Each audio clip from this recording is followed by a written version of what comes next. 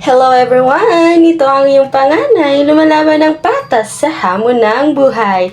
Kulang sa tulog pero hindi kinulang sa problema. Pangarap pala. Today is Monday, kaya samahan niyo ako ngayon sa aking pasok. So nakarating nga kami dyan is 5:10 na, pero yung pasok talaga namin is 5 p.m. to 6 p.m. Though wala naman talagang totally discussion, yung ginawa lang namin dyan is pinag-usapan namin kung ano ba yung magiging final schedule ng bawat isa para sa title defense namin sa CBAR, or also known as Curriculum-Based Action Research. Yes po, isa po ito sa requirements ng mga education student bago maka-graduate. Akala nga namin, mag-wait na lang ng graduation, pero dahil marami pang dapat kailangan asikasuhing requirements, syempre, kailangan nating pumasok at i-accomplish yung mga dapat nating i-accomplish. Diyan nga guys is binibiro-biro namin si Dean kung pwedeng next month na lang yung action research defense namin, kasi sabi ko nga di pa kami ready, pero yung totoo ready na kami. Gagawa na lang ng PowerPoint presentation kasi nga nabanggit din ni Dean yung graduation namin katapusan pa or last week pa ng July, kaya matagal-tagal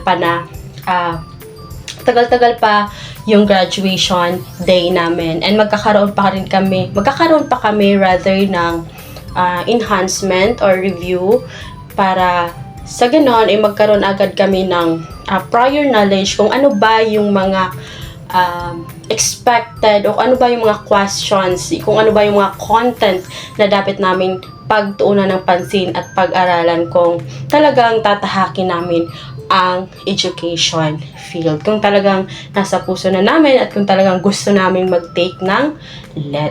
Pero alam niyo ba guys, napaka swerte namin sa dean namin, kasi nga napaka-considerate niyang tao.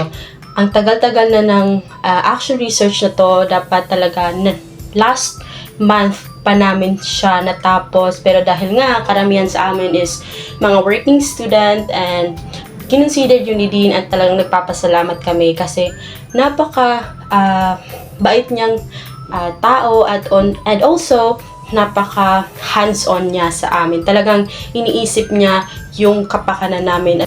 Diyan nga, sabi ng mga klasiko, binubiro-biro pa ako na vlogger na raw ako, kaya i-shoutout natin sila. Shoutout kay Rose Ann, kay Regine Pilapil, kay Andrea S. Mondoñedo, and kay Diana Quezon. Alam niyo ba guys, nagpapasalamat ako kasi yung unang video natin is nagkaroon agad siya ng 1.6 views. Kaya salamat sa suporta na inyong binibigay sa akin. And shoutout din sa aming napaka-cute, genius at talented na si Crystal Bure. So, alam niyo ba yan, si Crystal, napaka-genius niyang tao, pero napaka-humble na tao niyan. Shout out sa lahat mga klase ko dyan. And of course, dyan nga, mga best, is tapos na yung aming mga pinag-uusapan tungkol sa magiging schedule.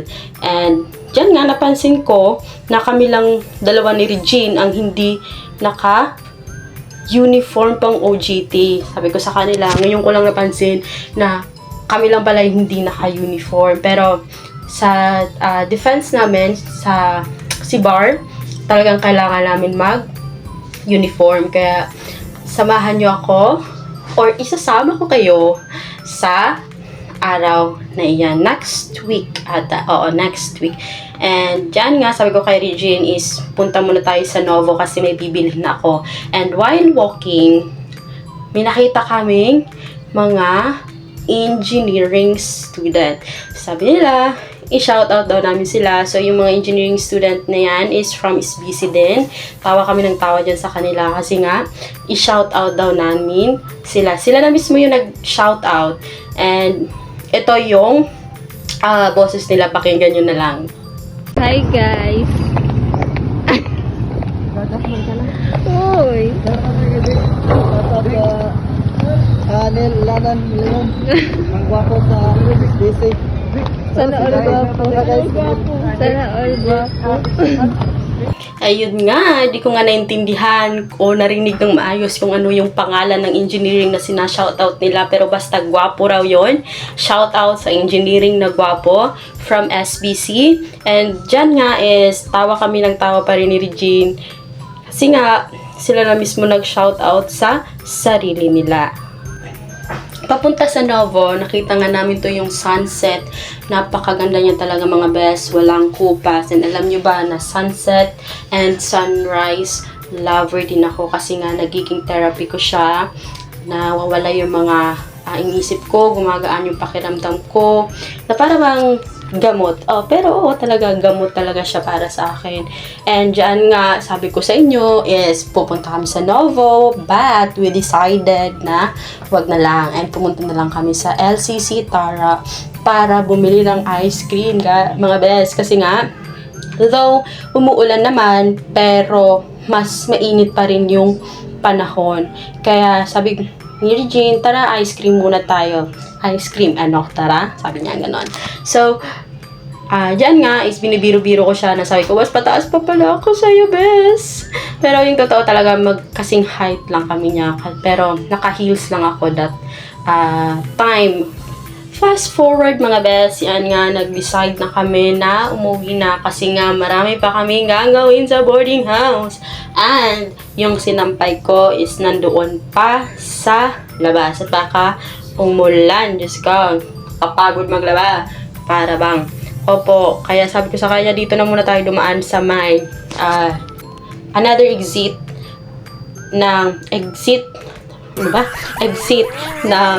LCC kasi sabi ko titingnan ko muna kung nandiyan ba yung nagpapapalit ng takip nung sa Coke na pinapalitan nila ng pag nabuo nyo yung word na Coke, may nakasulat na mga letters sa takip, pag nabuo nyo siya, pwede nyo siyang ipalit sa nagpapapalit of course ng ng takip, tapos binibigyan nila ng mini tumbler.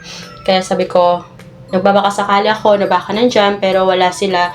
I think nakapwesto lang sila every Saturday kasi pag naka-duty ako and napapadaan ako dyan is nakikita ko yung pwesto nila. Pero talagang kahapon lang namin nabuo yung word na Coke, and sabi ko sa kanya wag na, si Saturday na lang. And dyan nga nasa pauwi na kami of course. And ayan nga mga best, nasa story na kami, kaya ano pa ang ating ginagawa? Bye-bye na. At ako'y marami pang gagawin. Bye-bye. Love you. Thank you for watching. Love you. Mwah.